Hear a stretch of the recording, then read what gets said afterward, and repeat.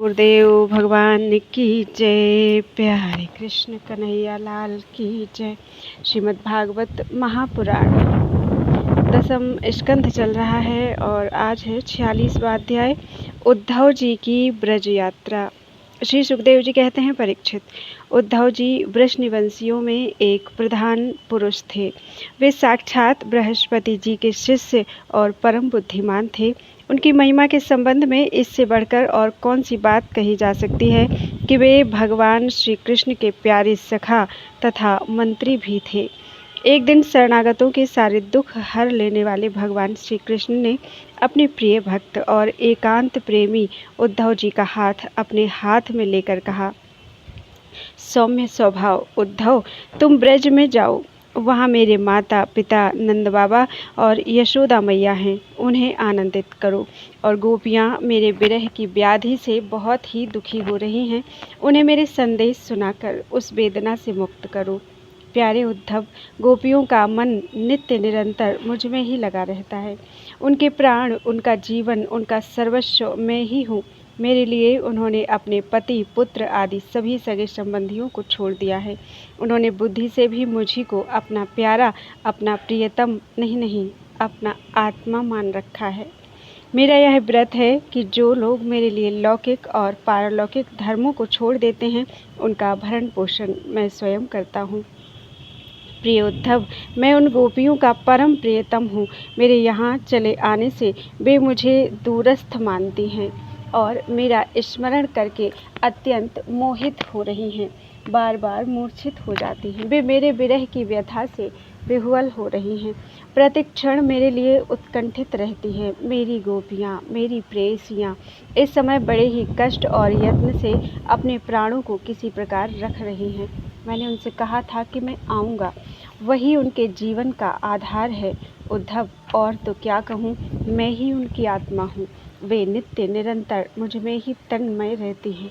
श्री सुखदेव जी कहते हैं, परीक्षित, जब भगवान श्री कृष्ण ने यह बात कही तब उद्धव जी बड़े आदर से अपने स्वामी का संदेश लेकर रथ पर सवार हुए और नंदगांव के लिए चल पड़े। परम सुंदर उद्धव जी सूर्यास्त के समय नंद बाबा के ब्रज में पहुँचे। उस समय जंगल से गौएं लौट रही थीं। उनके खुरों के आघात से इतनी धूल उड़ रही थी कि उनका रथ ढक गया था। ब्रजभूमि में ऋतुमती गौओं के लिए मतवाले सांड आपस में लड़ रहे थे। उनकी गर्जना से सारा ब्रज गूंज रहा था। थोड़े दिनों की ब्याई हुई गौएं अपने थनों के भारी भार से दबी होने पर भी अपने अपने बछड़ों की ओर दौड़ रही थीं।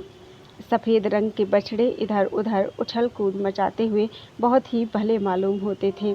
गाय दुहने की घर घर ध्वनि से और बांसुरियों की मधुर टेर से अब भी ब्रज की अपूर्व शोभा हो रही थी। गोपी और गोप सुंदर सुंदर वस्त्र तथा गहनों से सज धज कर श्री कृष्ण तथा बलराम जी के मंगलमय चरित्रों का गान कर रहे थे और इस प्रकार ब्रज की शोभा और भी बढ़ गई थी। गोपों के घरों में अग्नि, सूर्य, अतिथि, गौ, ब्राह्मण और देवता पितरों की पूजा की हुई थी। धूप की सुगंध चारों ओर फैल रही थी और दीपक जगमगा रहे थे। उन घरों को पुष्पों से सजाया गया था। ऐसे मनोहर ग्रहों से सारा ब्रज और भी मनोरम हो रहा था। चारों ओर वन पंक्तियाँ फूलों से लद रही थीं। पक्षी चहक रहे थे और भौरे गुंजार कर रहे थे। वहाँ जल और स्थल दोनों ही कमलों के वन से शोभायमान थे और हंस, बत्तख आदि पक्षी वन में विहार कर रहे थे। जब भगवान श्री कृष्ण के प्यारे अनुचर उद्धव जी ब्रज में आए तब उनसे मिलकर नंद बाबा बहुत ही प्रसन्न हुए। उन्होंने उद्धव जी को गले लगाकर उनका वैसे ही सम्मान किया मानो स्वयं भगवान श्री कृष्ण आ गए हों। समय पर उत्तम अन्न का भोजन कराया और जब वे आराम से पलंग पर बैठ गए, सेवकों ने पांव दबाकर पंखा झलकर उनकी थकावट दूर कर दी। तब नंद बाबा ने उनसे पूछा, परम भाग्यवान उद्धव जी, अब हमारे सखा वसुदेव जी जेल से छूट गए। उनके आत्मीय स्वजन तथा पुत्र आदि उनके साथ हैं। इस समय वे सब कुशल से तो है ना? यह बड़े सौभाग्य की बात है कि अपने पापों के फलस्वरूप पापी कंस अपने अनुयायियों के साथ मारा गया, क्योंकि स्वभाव से ही धार्मिक परम साधु यदुवंशियों से वह सदा द्वेष करता था। अच्छा उद्धव जी, श्री कृष्ण कभी हम लोगों की भी याद करते हैं? यह उनकी माँ है, स्वजन संबंधी है, सखा हैं, गोप हैं। उन्हीं को अपना स्वामी और सर्वस्व मानने वाला यह ब्रज है। उन्हीं की गौएं वृंदावन और गिरिराज है। क्या वे कभी इनका स्मरण करते हैं? आप यह तो बतलाइए कि हमारे गोविंद अपने सुहृद बांधवों को देखने के लिए एक बार भी यहाँ आएंगे क्या? यदि वे यहाँ आ जाते तो हम उनकी वह सुगढ़ नासिका, उनका मधुर हास्य और मनोहर चितवन से युक्त मुख कमल देख तो लेते। उद्धव जी, श्री कृष्ण का हृदय उदार है, उनकी शक्ति अनंत है। उन्होंने दावानल से, आंधी पानी से, वृषासुर और अजगर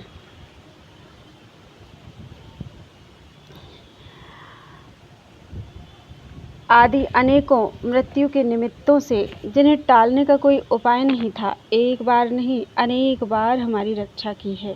उद्धव जी, हम श्री कृष्ण के विचित्र चरित्र, उनकी विलासपूर्ण तिरछी चितवन, उन्मुक्त हास्य, मधुर भाषण आदि का स्मरण करते रहते हैं और उसमें इतने तन्मय रहते हैं कि अब हमसे कोई कामकाज नहीं हो पाता। जब हम देखते हैं कि यह वही नदी है जिसमें श्री कृष्ण जल क्रीड़ा करते थे, यह वही गिरिराज है जिसे उन्होंने अपने एक हाथ पर उठा लिया था, ये वे ही वन के प्रदेश हैं जहाँ श्री कृष्ण गौएं चराते हुए बांसुरी बजाते थे, और ये वे ही स्थान हैं जहाँ वे अपने सखाओं के साथ अनेकों प्रकार के खेल खेलते थे। और साथ ही यह भी देखते हैं कि वहाँ उनके चरण चिन्ह अभी मिटे नहीं हैं। तब उन्हें देखकर हमारा मन श्री कृष्णमय हो जाता है। इसमें संदेह नहीं कि मैं श्री कृष्ण और बलराम को देव शिरोमणि मानता हूँ, और यह भी मानता हूँ कि वे देवताओं का कोई बहुत बड़ा प्रयोजन सिद्ध करने के लिए यहाँ आए हुए हैं। स्वयं भगवान गर्गाचार्य जी ने मुझसे ऐसा ही कहा था। जैसे सिंह बिना किसी परिश्रम के पशुओं को मार डालता है, वैसे ही उन्होंने खेल खेल में ही 10,000 हाथियों का बल रखने वाले कंस, उसके दोनों अजेय पहलवानों और महान बलशाली गजराज कुवलयापीड को मार डाला। उन्होंने 3 ताल लंबे और अत्यंत दृढ़ धनुष को वैसे ही तोड़ डाला जैसे कोई हाथी किसी छड़ी को तोड़ डाले। हमारे प्यारे श्री कृष्ण ने एक हाथ से 7 दिनों तक गिरिराज को उठाए रखा था। यही सबके देखते देखते खेल खेल में उन्होंने प्रलंब, धेनुक, अरिष्ट, तृणावर्त और वक आदि उन बड़े बड़े दैत्यों को मार डाला था जिन्होंने समस्त देवता और असुरों पर विजय प्राप्त कर ली थी। श्री सुखदेव जी कहते हैं, परीक्षित, नंद बाबा का हृदय यूं ही भगवान श्री कृष्ण के अनुराग रंग में रंगा हुआ था। जब इस प्रकार वे उनकी लीलाओं का एक एक करके स्मरण करने लगे, तब तो उनमें प्रेम की बाढ़ ही आ गई। वे विह्वल हो गए और मिलने की उत्कंठा होने के कारण उनका गला रुंध गया। वे चुप हो गए।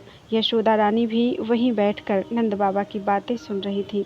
श्री कृष्ण की एक एक लीला सुनकर उनके नेत्रों से आंसू बहते जाते थे और पुत्र स्नेह की बाढ़ से उनके स्तनों से दूध की धारा बहती जा रही थी। उद्धव जी, नंद बाबा और यशोदा रानी के हृदय में श्री कृष्ण के प्रति कैसा अगाध अनुराग है, यह देखकर आनंद मगन हो गए और उनसे कहने लगे। उद्धव जी ने कहा, हे मानद, इसमें कोई संदेह नहीं है कि आप दोनों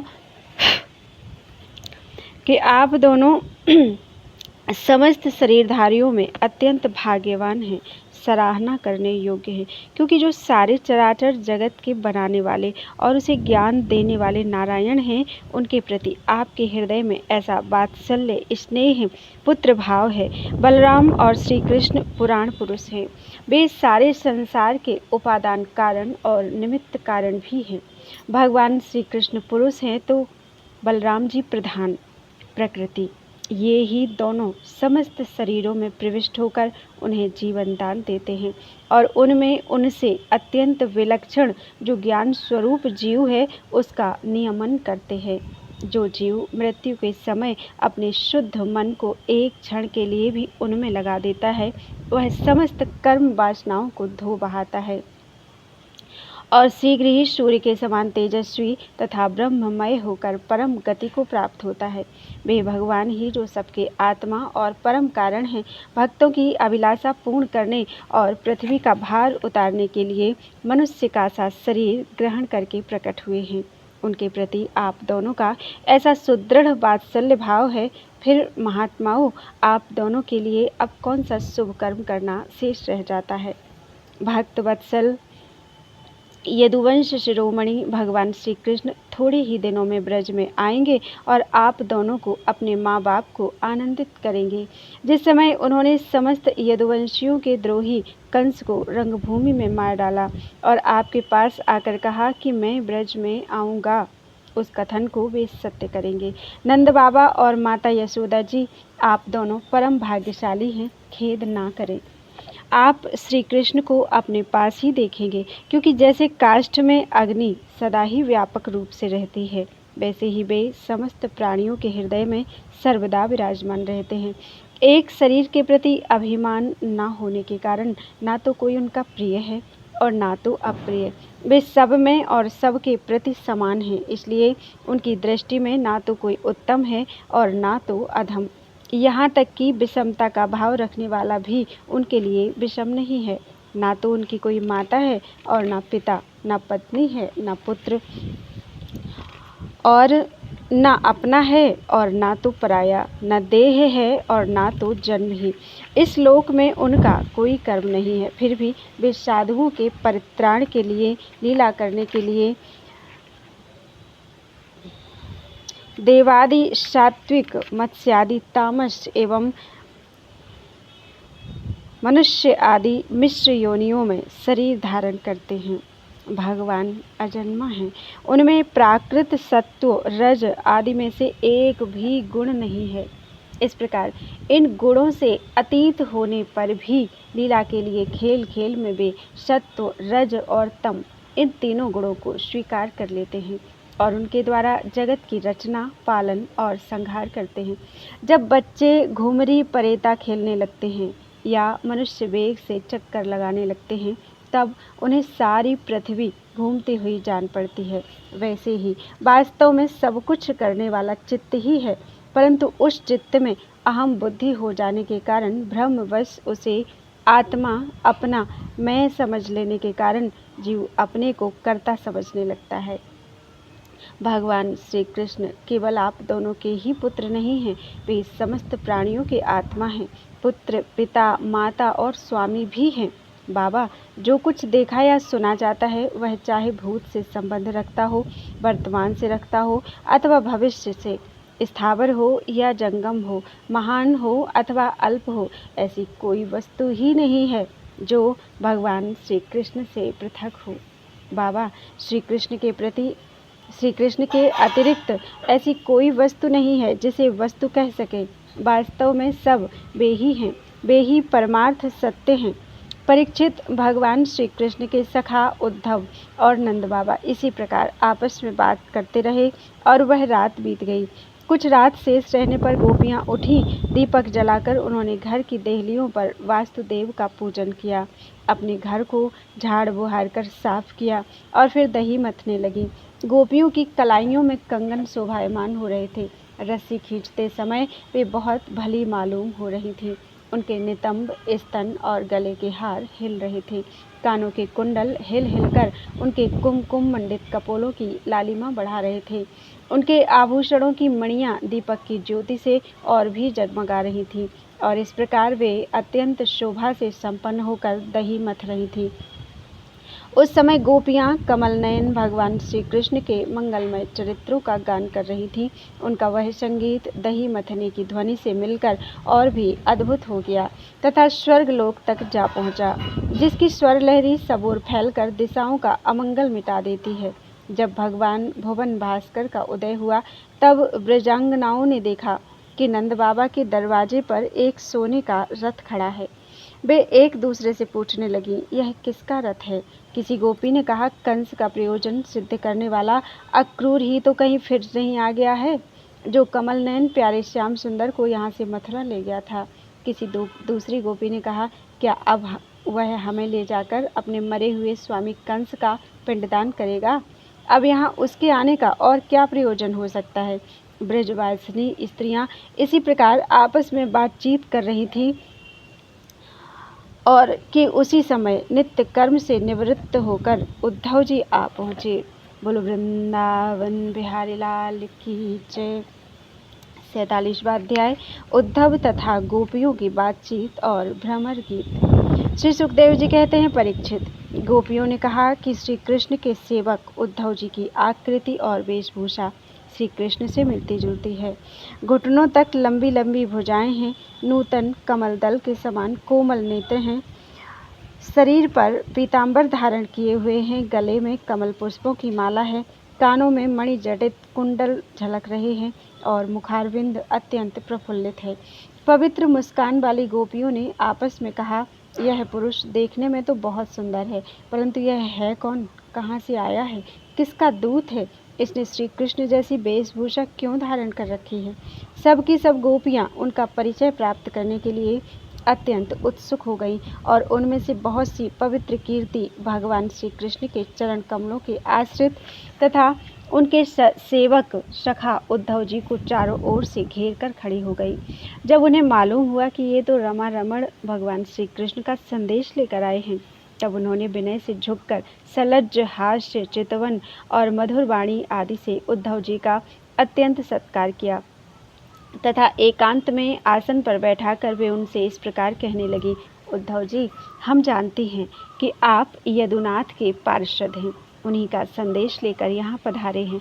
आपके स्वामी ने अपने माता पिता को सुख देने के लिए आपको यहाँ भेजा है, अन्यथा हमें तो अब इस नंदगांव में गौओं के रहने की जगह में उनके स्मरण करने योग्य कोई भी वस्तु दिखाई नहीं पड़ती। माता पिता आदि सगे संबंधियों का स्नेह बंधन तो बड़े बड़े ऋषि मुनि भी बड़ी कठिनाई से छोड़ पाते हैं।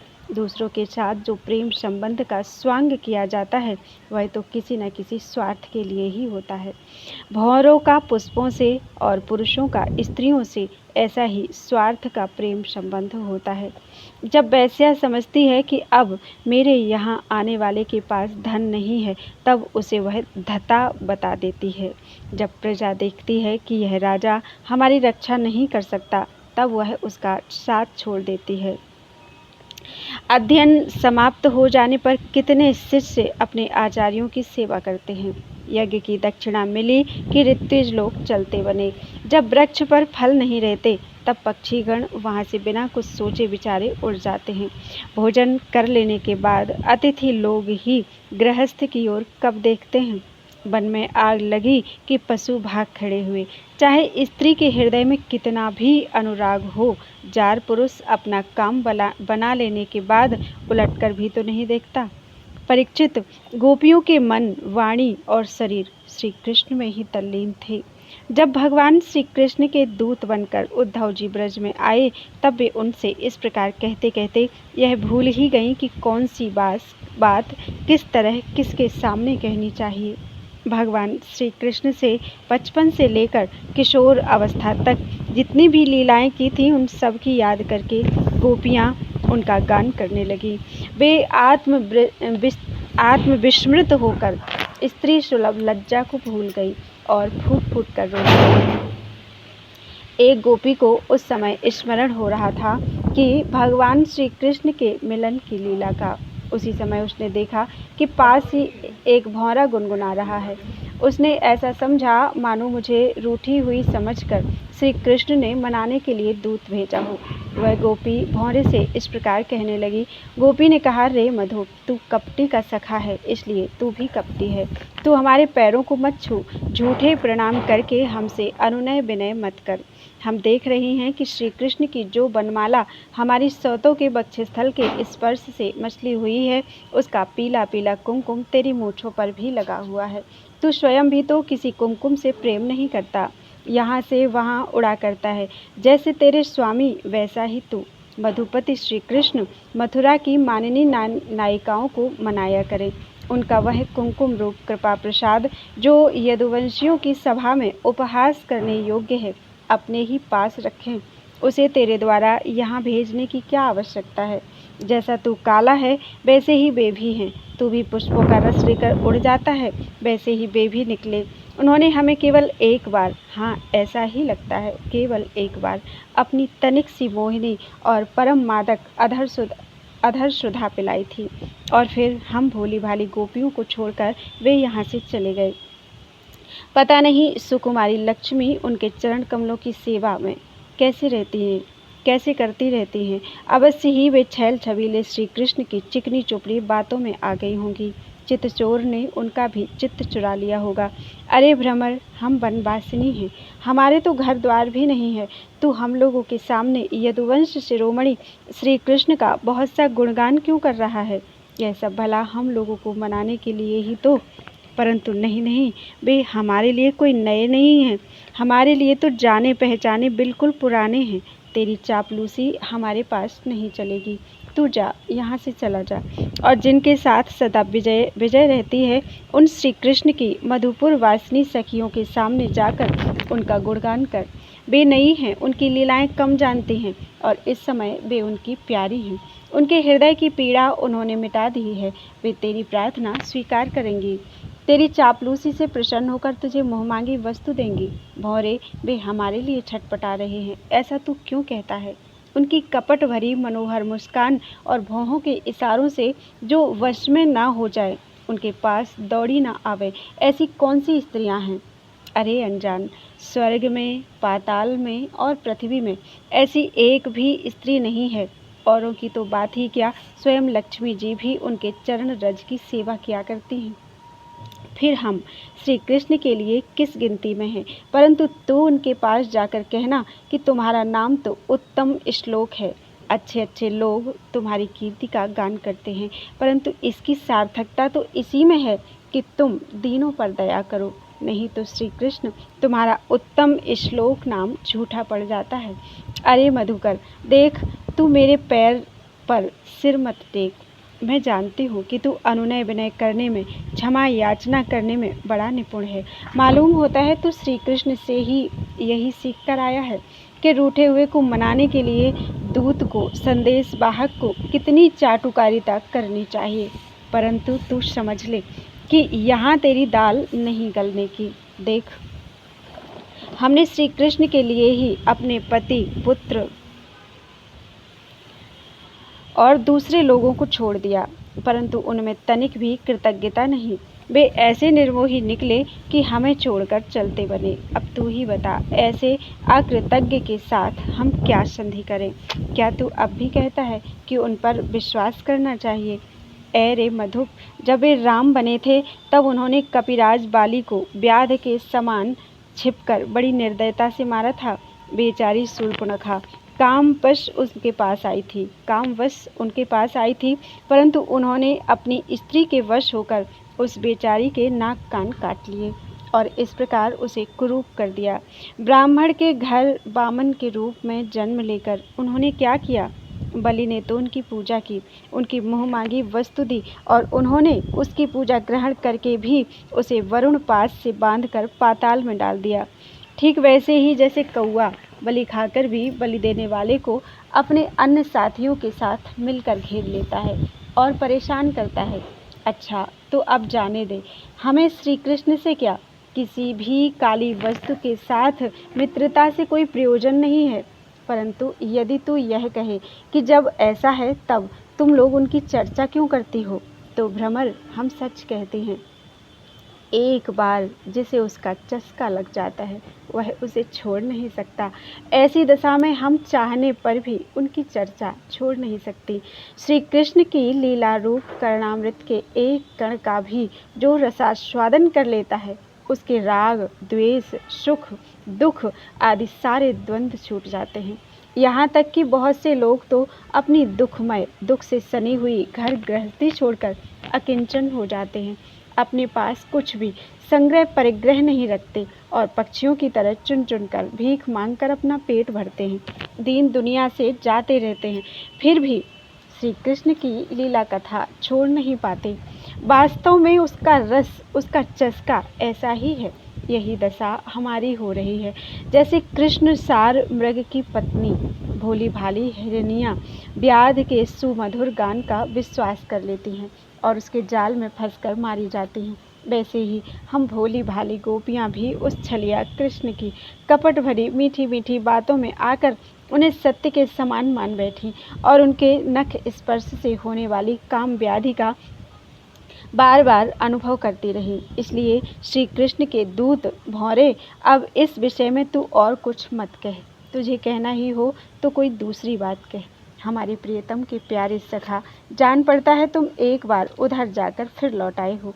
अवश्य ही हमारे प्रियतम ने मनाने के लिए तुम्हें भेजा होगा। प्रिय भ्रमर, तुम सब प्रकार से हमारे माननीय हो। कहो, तुम्हारी क्या इच्छा है? हमसे जो चाहो सो मांग लो। अच्छा, तुम सच बताओ, क्या हमें वहाँ ले चलना चाहते हो? अजी, उनके पास जाकर लौटना बड़ा कठिन है। हम तो उनके पास जा चुकी हैं, परंतु तुम हमें वहाँ ले जाकर करोगे क्या? प्यारे भ्रमर, उनके साथ उनके वक्षस्थल पर तो उनकी प्यारी पत्नी लक्ष्मी जी सदा रहती हैं ना, तब वहाँ हमारा निर्वाह कैसे होगा? अच्छा, हमारे प्रियतम के प्यारे दूत मधुकर, हमें यह बतलाओ कि आर्यपुत्र भगवान श्री कृष्ण गुरुकुल से लौटकर मधुपुरी में अब सुख से तो हैं ना? क्या वे कभी नंद बाबा, यशोदा रानी, यहाँ के घर, सगे संबंधी और ग्वाल बालों की भी याद करते हैं? और क्या हम दासियों की भी कोई बात कभी चलाते हैं? प्यारे भ्रमर, हमें यह भी बतलाओ कि कभी वे अपनी अगर के समान दिव्य सुगंध से युक्त भुजा हमारे सिरों पर रखेंगे? क्या हमारे जीवन में कभी ऐसा शुभ अवसर भी आएगा? श्री सुखदेव जी कहते हैं, परीक्षित, गोपियाँ भगवान श्री कृष्ण के दर्शन के लिए अत्यंत उत्सुक लालायित हो रही थी, उनके लिए तड़प रही थी। उनकी बातें सुनकर उद्धव जी ने उन्हें उनके प्रियतम का संदेश सुनाकर सांत्वना देते हुए इस प्रकार कहा।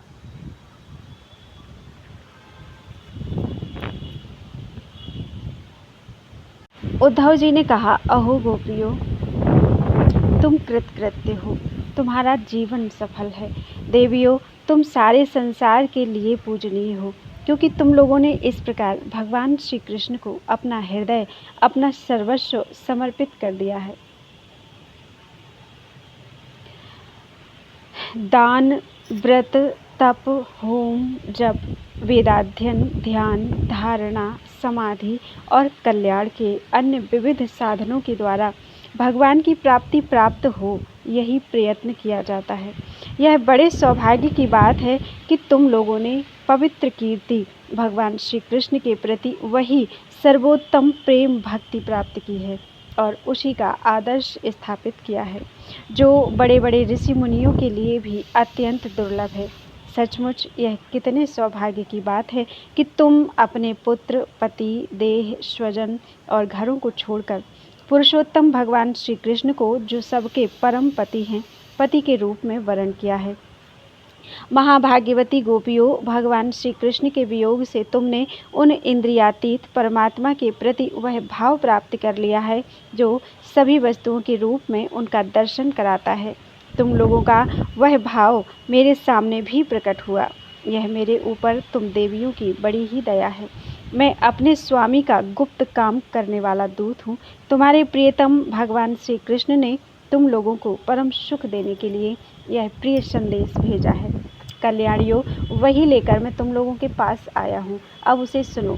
भगवान श्री कृष्ण ने कहा है, मैं सबका उपादान कारण होने से सबका आत्मा हूँ, सब में अनुगत हूँ, इसलिए मुझसे कभी भी तुम्हारा वियोग नहीं हो सकता। जैसे संसार के सभी भौतिक पदार्थों में आकाश, वायु, अग्नि, जल और पृथ्वी, ये पांचों भूत व्याप्त हैं, इन्हीं से सब वस्तुएं बनी हैं और यही उन वस्तुओं के रूप में है, वैसे ही मैं मन, प्राण, पंचभूत, इंद्रिय और उनके विषयों का आश्रय हूँ। वे मुझ में हैं, मैं उनमें हूँ और सच पूछो तो मैं ही उनके रूप में प्रकट हो रहा हूँ। मैं ही अपनी माया के द्वारा भूत, इंद्रिय और उनके विषयों के रूप में होकर उनका आश्रय बन जाता हूँ तथा स्वयं निमित्त भी बनकर अपने आप को ही रचता हूँ, पालता हूँ और समेट लेता हूँ। आत्मा माया और माया के कार्यों से पृथक है। वह स्वरूप जड़ प्रकृति, अनेक जीव तथा अपने ही अवान्तर भेदों से रहित सर्वथा शुद्ध है। कोई भी गुण उसका स्पर्श नहीं कर पाते। माया की तीन वृत्तियां हैं, सुषुप्ति, स्वप्न और जागृत। इनके द्वारा वही अखंड अनंत बोध स्वरूप आत्मा कभी प्राज्ञ तो कभी तेजस और कभी विश्व रूप से प्रतीत होता है। मनुष्य को चाहिए कि वह समझे कि स्वप्न में दिखने वाले पदार्थों के समान ही जागृत अवस्था में इंद्रियों के विषय भी प्रतीत हो रहे हैं। वे मिथ्या हैं।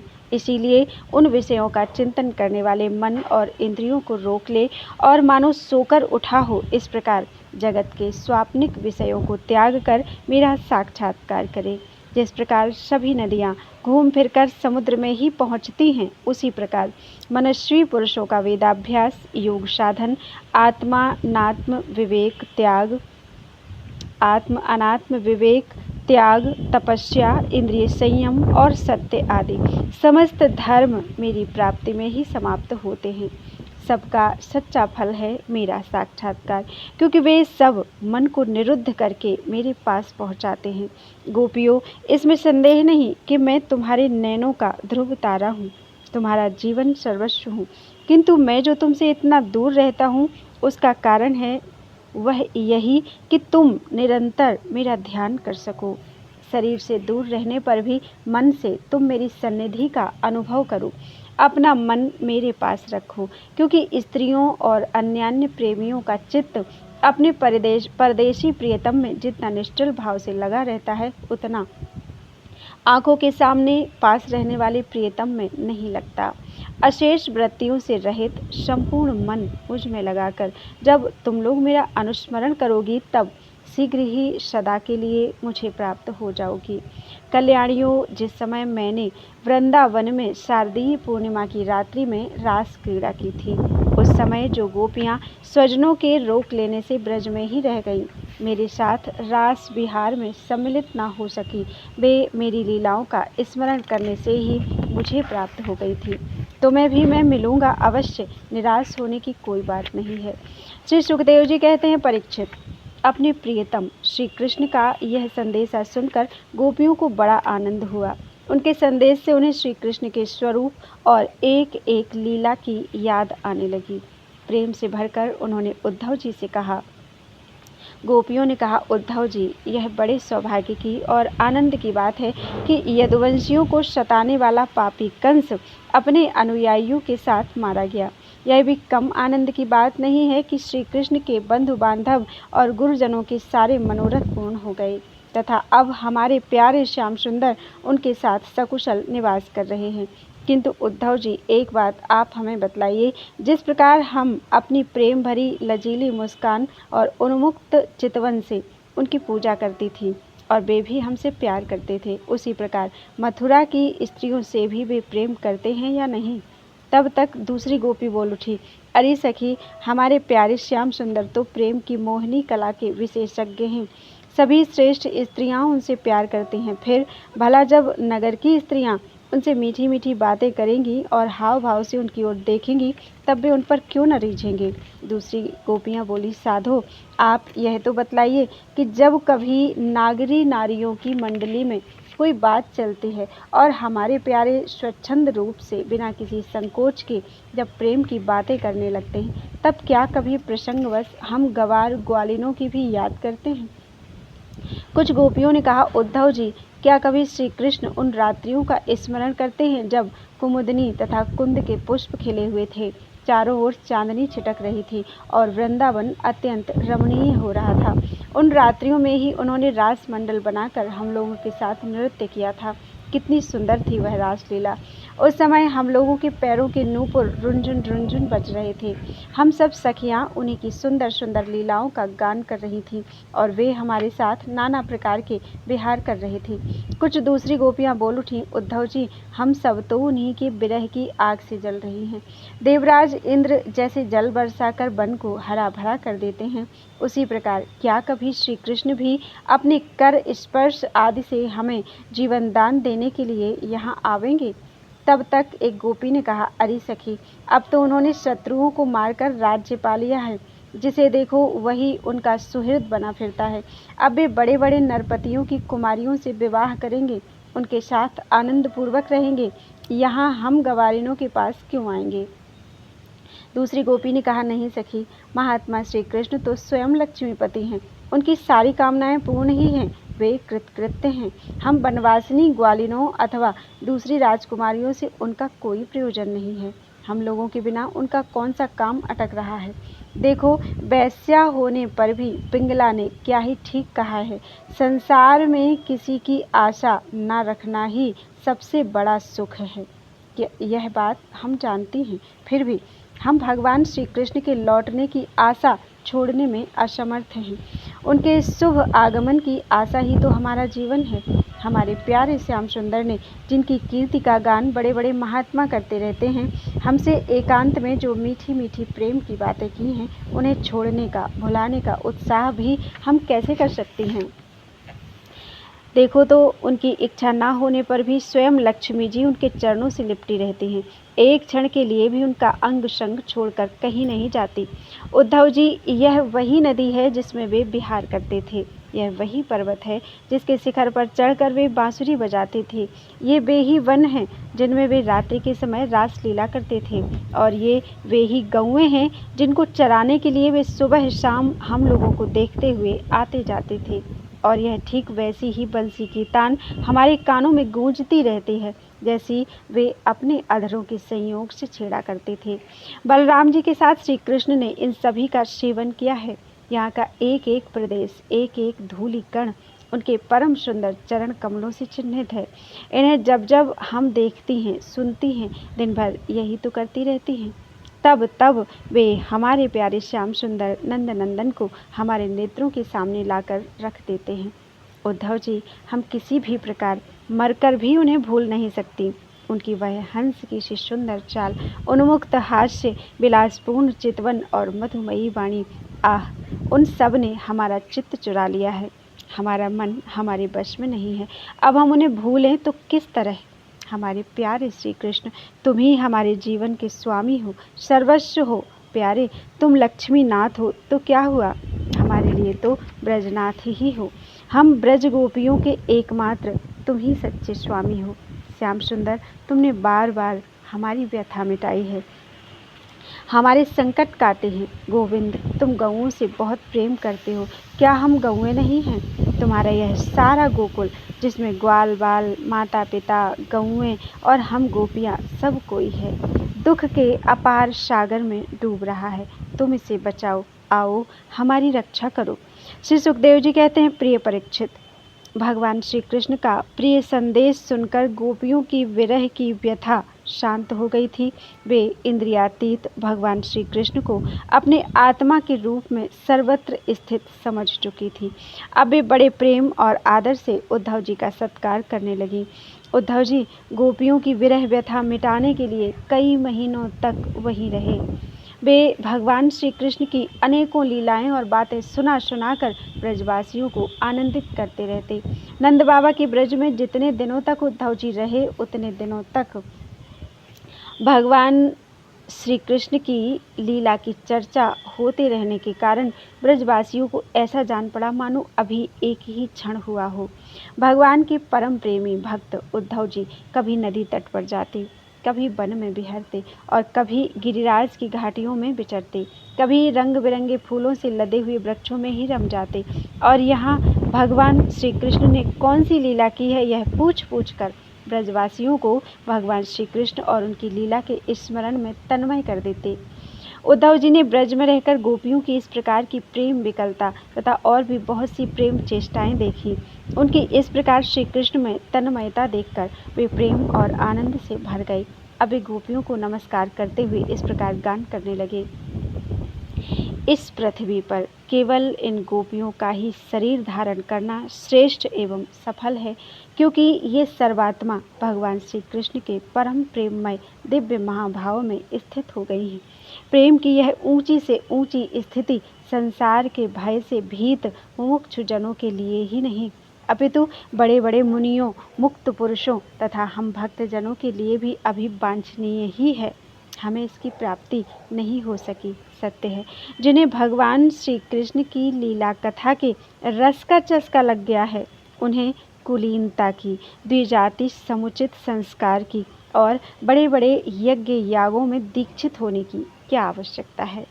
अथवा यदि भगवान की कथा का रस नहीं मिला, उसमें रुचि नहीं हुई, तो अनेक महाकल्पों तक बार बार ब्रह्मा होने से ही क्या लाभ।